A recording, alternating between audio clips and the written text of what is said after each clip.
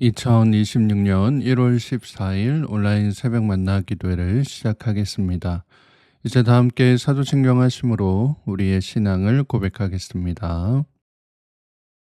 전능하사 천지를 만드신 하나님 아버지를 내가 믿사오며 그 외아들 우리 주 예수 그리스도를 믿사오니 이는 성령으로 잉태하사 동정녀 마리아에게 나시고 본디오 빌라도에게 고난을 받으사 십자가에 못 박혀 죽으시고 장사한 지 사흘 만에 죽은 자 가운데서 다시 살아나시며 하늘에 오르사 전능하신 하나님 우편에 앉아 계시다가 저희로서 산자와 죽은 자를 심판하러 오시리라. 성령을 믿사오며 거룩한 공회와 성도가 서로 교통하는 것과 죄를 사하여 주시는 것과 몸이 다시 사는 것과 영원히 사는 것을 믿사옵나이다. 아멘. 다 함께 찬송가 622장 함께 찬양하겠습니다.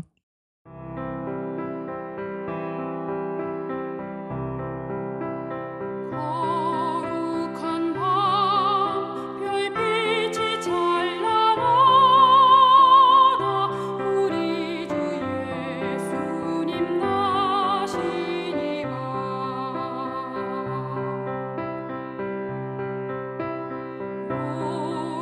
오랫동안 죄악에 얽매여서 헤매던 우리 위해 오셨네. 온 땅이 주의 나심 기뻐하며 희망의 아침 밝아오도다. 무릎 꿇고 찬송하다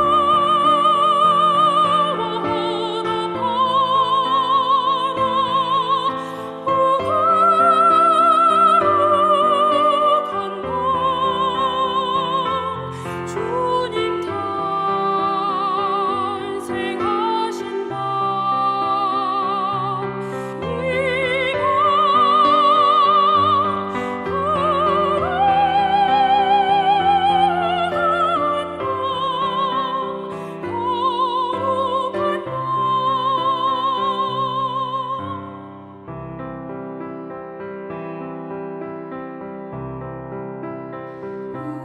우리 모두 믿음의 빛을 따라 그 앞에 감사히 나아가세.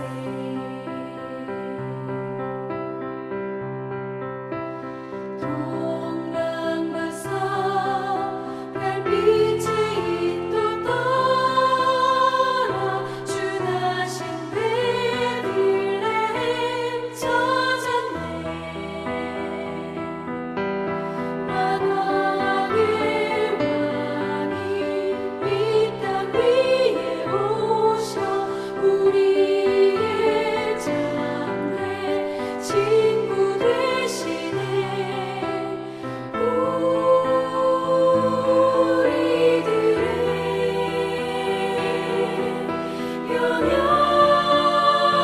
연약함하신 주님 다 경배하라. 만왕의 왕 주님께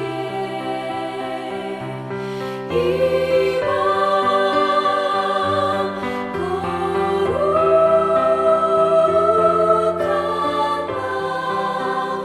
거룩한 밤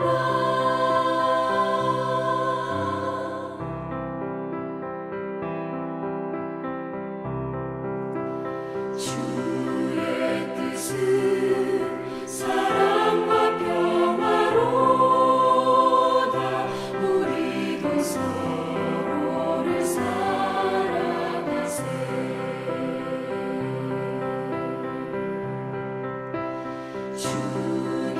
주님께서 사슬을 끊으시니 이 땅의 억눌림이 사라져 기쁨의 찬송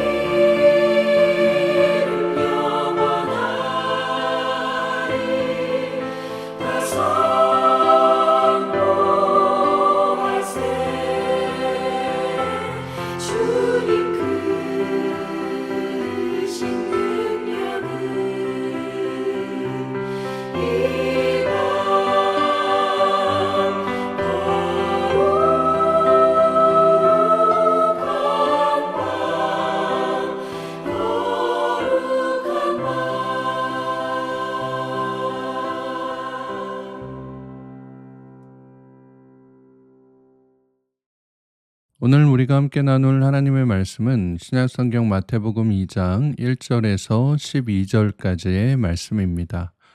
마태복음 2장 1절에서 12절까지의 말씀을 공동체 성경 읽기로 함께 읽도록 하겠습니다. 제2장. 헤로드 왕 때 예수께서 유대 베들레헴에서 나시매 동방으로부터 박사들이 예루살렘에 이르러 유대인의 왕으로 나신 이가 어디 계시냐? 우리가 동방에서 그의 별을 보고 그에게 경배하러 왔노라. 헤로드 왕과 온 예루살렘이 듣고 소동한지라. 왕이 모든 대제사장과 백성의 서기관들을 모아 그리스도가 어디서 나겠느냐 물으니 유대 베들레헴이오니 이는 선지자로 이렇게 기록된 바. 또 유대 땅 베들레헴아, 너는 유대 고을 중에서 가장 작지 아니하도다. 내게서 한 다스리는 자가 나와서 내 백성 이스라엘의 목자가 되리라 하였음이니이다.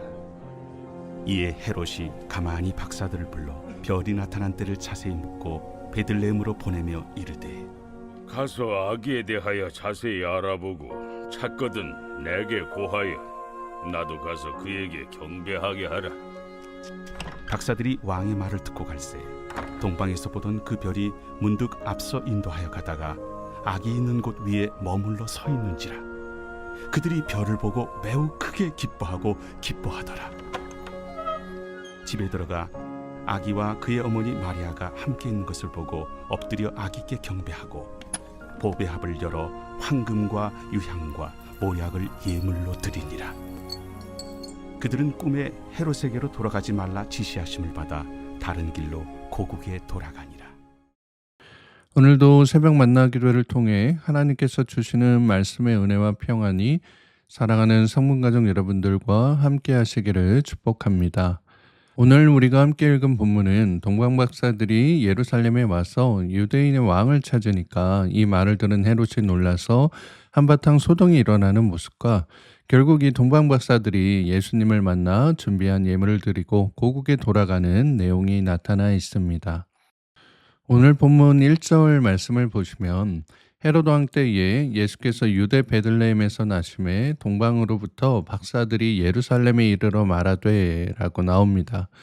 예수님께서 태어나셨을 때가 여기 보시면 헤롯 왕 때에 라고 말씀하고 있죠. 헤롯은 유대를 다스리던 왕으로서 이제 로마로부터 파송된 인물이었습니다. 이 사람이 이제 좀 정치적인 감각이 있었는데요. 원체 유대 민족들이 로마의 말을 듣지 않고 자신들의 방식대로 사는 것을 원하는 경향이 이제 강했기 때문에 유대 땅에 황제를 위한 신전을 지으면서 유대 민족을 위해서도 웅장한 성전을 함께 지어서 이제 마음을 사려는 그런 이제 모습이 있었습니다. 그런데 이제 그게 잘 안 됐거든요. 그래서 이 유대 사람들이 끝까지 이제 로마에 항거하고 자신들의 이 권력에 대한 부정적인 이제 의견들을 내놓으니까 결국에서는 이제 힘으로 누르는 폭정 정치를 하게 됩니다. 그래서 로마의 반기를 들거나 자신에게 반대하던 그러한 사람들을 무차별적으로 죽이는 정책을 펼치는 거예요. 후에는 이 사람이 얼마나 이제 권력을 탐하고 폭력적으로 변하든지 자신과 대비되게 사람들에게서 많은 동정을 받고 인기와 사랑을 받던 자신의 아내와 또 두 아들을 참혹하게 처형시켜 버리는 그런 이제 일들도 벌이게 됩니다. 이러한 이제 잔혹한 심성이 헤롯한테 있었기 때문에 오늘 본문에서와 같이 동방박사들이 유대인의 왕이 나셨다라고 하는 소식을 전해 들었을 때에 헤롯이 깜짝 놀랐던 거예요. 아니 내가 이 정도까지 해서 이 유대 민족들을 눌러놨는데 뭐야 뭐 유대인의 왕이 태어났다고? 아 그럼 또 내 자리가 위태해지는 거 아니야? 야 그러면 그 전에 아예 싹을 잘라버려야 되겠다라고 이제 마음을 먹었던 겁니다. 그래서 이제 3절 말씀을 보시면 헤롯 왕과 온 예루살렘이 듣고 소동한지라라고 말씀하고 있는데요. 세번역 성경에서는 헤롯 왕이 이 말을 듣고 크게 당황하였고 온 예루살렘 사람들도 그와 함께 당황했다라고 말씀하고 있습니다. 이렇게 이제 당황한 그런 마음을 애써 감추면서 헤롯 왕이 이렇게 물어보는 거예요. 본문 4절 말씀입니다. 왕이 모든 대제사장과 백성의 서기관들을 모아 그리스도가 어디서 나겠느냐라고 물으니 라고 돼 있잖아요. 왜 헤롯이 이렇게 물어봤을까요? 예수님이 태어난 곳을 알면 그곳으로 군사를 보내서 이 갓난아기를 죽이려고 한 겁니다. 이러한 생각이 결국에는 내일 보실 16절에서 실제로도 베들레헴에 있었던 아기들을 죽이는 그 흉폭함으로 나타나게 되는 것이거든요. 헤롯이 이렇게 물으니까 그곳에 있던 대제사장과 서기관들이 선지자들이 이렇게 예언하십니다 라고 하면서 미가 5장 2절 말씀을 인용하는 것을 보게 됩니다. 그러자 헤롯이 이게 범상치 않은 예언임을 직감하고 가만히 박사들을 불러서 별이 나타난 때를 자세히 캐묻고 이들을 보내면서 아주 부드럽게 이렇게 얘기했다라고 하는 거예요. 혹시라도 너희가 그 유대인의 왕을 찾으면 나에게도 좀 알려달라. 내가 그에게 가서 경배하겠다라고 이 동방 박사들에게 지시를 해 놓습니다.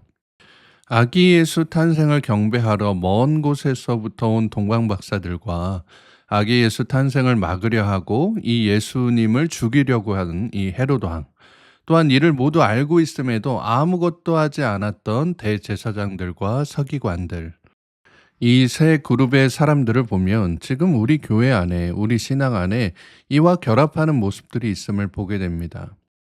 한 주간의 삶이 아무리 힘들어도 혹은 거리가 멀어도 예수님을 만나기 위해 또 하나님께 경배드리기 위해 그 모든 험난한 여정을 뚫고 예배 자리에 나와 하나님께 경배드리는 사람들, 또한 예수님에 대한 이야기, 복음을 들었음에도 마음의 강팍함으로 진리를 받아들이지 못하고 그저 나를 위한 폭정으로 주변 사람들을 힘들게 하는 예수 그리스도를 받아들이지 않는 사람들, 거기에 이를 모두 알고 있음에도, 말씀을 알고 있음에도 삶 가운데 실천하지 않고 복음을 드러내지 않으면서 교회 다니지 오래됐다라고 하면서 아무것도 하지 않는 사람들, 여러분은 이 세 가지 모습의 사람들 중에 어떤 사람들의 모습을 갖고 계십니까?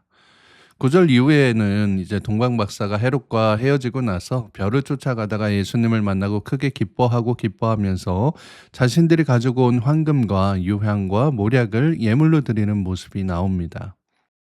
그러면서 12절 말씀에서 그들은 꿈에 헤롯에게로 돌아가지 말라 지시하심을 받아 다른 길로 고국에 돌아가니라 라고 해서 하나님의 현몽하심으로 목숨을 살릴 구원의 지시를 받게 됩니다. 아까 8절 말씀에서 헤롯의 지시가 있었잖아요. 아기를 찾으면 나에게도 알려줘라. 하나님의 지시는 뭡니까? 그에게 알리지 말고 너네 고향으로 그냥 돌아가라 라고 하는 것이었어요. 동방 박사들은 헤롯의 지시가 아닌 하나님의 지시를 받아 다른 길로 고국에 돌아갔다라고 말씀합니다. 즉 우리가 아까 세 가지 부류의 사람들에 대한 모습을 함께 살펴봤었는데, 하나님을 참되게 예배하는 자들, 하나님께 경배드리기 위해 자신의 힘과 정성을 쏟는 이 동방박사와도 같은 이러한 사람들은 힘 있는 사람의 지시가 아니라 하나님의 지시를 따른다라고 하는 것을 꼭 기억하실 수 있기 바랍니다. 결국 우리가 하나님 앞에 예배를 놓치지 않으려 노력해야 되는 이유가 내 지시가 아닌, 내 욕망이 아닌 어떤 힘 있는 사람의 지시가 아니라 하나님의 지시, 하나님의 뜻대로 살아가기 위함임을 우리 마음속에 꼭 새겨야 된다라고 하는 거예요. 그래서 예배는 내가 드려도 되고 안 드려도 되는 내 선택에 달린 것이 아니라 내가 믿음 안에서 하나님의 뜻대로 살기 위한 반드시 드려야 하는 삶의 필수 과정이다라는 것입니다. 오늘 생명의 삶 묵상 에세이에 보시면은 이런 아티클이 나옵니다. 우리는 어떻게 주님을 예배해야 하는지 동방 박사들을 통해 배울 수 있습니다. 그들은 예수님이 태어나신 곳이 어디인지도 몰랐습니다. 그저 별 하나를 보고 무작정 목숨 걸고 길을 떠났습니다. 예배란 별 의미 없는 하나의 종교의식이 아닙니다. 생명 바쳐 하나님을 만나겠다는 결단이고 생명 바쳐 하나님만을 섬기겠다는 헌신입니다. 동방 박사들이 먼 길을 떠나 베들레헴에까지 온 목적은 오직 하나였습니다. 왕이신 주님께 경배하기 위함이었습니다. 우리 죄를 깨끗이 씻어주시고 우리를 구원하시기 위해 높은 보좌에서 이 땅에 내려오신 만왕의 왕 예수님, 그분을 만나기 위해 우리가 치르는 대가는 결코 희생도 수고도 아무것도 아닙니다. 오늘날 교회에 수많은 사람들이 나옵니다. 주님을 예배하는 태도에 따라 그들이 받는 은혜는 각각 다를 것입니다. 목사가 설교를 얼마나 잘하느냐에 따라서 성도가 받는 은혜가 달라지는 것이 아닙니다. 어떤 마음과 태도로 주님 앞에 나아가는지가 중요합니다. 찬양대의 음악 소리를 들으러 교회에 갑니까? 자기를 과시하거나 친분을 쌓으러 가는 사람은 없습니까? 일주일에 한 번이라도 설교를 듣는 게 안 듣는 것보다 낫지 않겠느냐며 교회에 앉아 있는 사람은 없습니까? 예배에 목숨을 걸고 하나님 만나기를 간절히 소망하며 나아가십시오. 하나님이 반드시 만나 주실 것입니다. 예배에 목숨을 걸라라는 아티클로 하영조 목사님께서 쓰신 글을 함께 읽어봤습니다. 사랑하는 성문교회 가족 여러분, 우리가 진정으로 예수님을 예배할 때 비로소 우리 안에 자유함을 누리게 됩니다. 우리가 예배의 자리를 지키려 몸부림칠 때 오히려 내 삶은 자유함과 형통을 누리게 된다라고 하는 거예요. 그러니 여러분 앞에 놓여진 이 2026년의 모든 예배를 단 한순간도 놓치지 않으려 목숨 걸고 예배를 사수함으로 하나님께서 여러분의 삶을 붙드시고 인도하시는 그 은혜의 여정을 꼭 누리며 살아갈 수 있는 사랑하는 모든 성문의 가족들 되시기를 주님의 이름으로 축복합니다. 함께 기도하겠습니다. 사랑과 은혜가 풍성하신 하나님 아버지, 오늘도 새로운 날 주심에 감사드립니다. 오늘 이 새벽에 우리에게 말씀을 통해 동방박사들처럼 먼 길을 달려와 예수님께 경배하며 정성을 다해 준비한 예물을 올려드린 것처럼 우리 역시 예배에 목숨을 걸고 내 정성을 다해 내 힘을 다해 충만한 기쁨으로 하나님께 예물 올려드리는 예배의 진정한 회복을 이루어야 함을 깨닫게 하시니 감사드립니다. 예배를 소중히 생각하는 그 마음이 믿음의 출발임을 깨달아 나에게 주어진 예배의 자리를 성실히 지켜감으로 내 뜻이 아닌 하나님의 뜻대로 내 삶이 이루어져 가는 은혜 가득한 삶을 경험할 수 있는 우리 모두가 되게 하여 주시옵소서. 거룩하신 우리 구주 예수 그리스도의 이름으로 기도드리옵나이다. 아멘.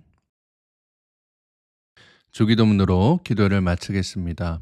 하늘에 계신 우리 아버지여, 이름이 거룩히 여김을 받으시오며 나라의 마옵시며 뜻이 하늘에서 이룬 것 같이 땅에서도 이루어지이다. 오늘날 우리에게 일용할 양식을 주옵시고 우리가 우리에게 죄 지은 자를 사하여 준 것 같이 우리 죄를 사하여 주옵시고 우리를 시험에 들게 하지 마옵시고 다만 악에서 구하옵소서. 대개 나라와 권세와 영광이 아버지께 영원히 있사옵나이다. 아멘. 이제 함께 기도하는 시간을 갖도록 하겠습니다. 오늘은 치유를 위해 기도하는 시간인데요. 우리 교회 아프신 분들이 많이 계십니다. 육신의 고통으로 인해 신음하고 계신 모든 환우분들을 위해 하나님께서 돌보시고 치유하시는 은혜가 꼭 나타나실 수 있도록 함께 기도해 주시기 바랍니다. 오늘 하루 여러분의 모든 삶의 지경 가운데 하나님의 평강이 함께 하시길 빕니다. 함께 기도하겠습니다.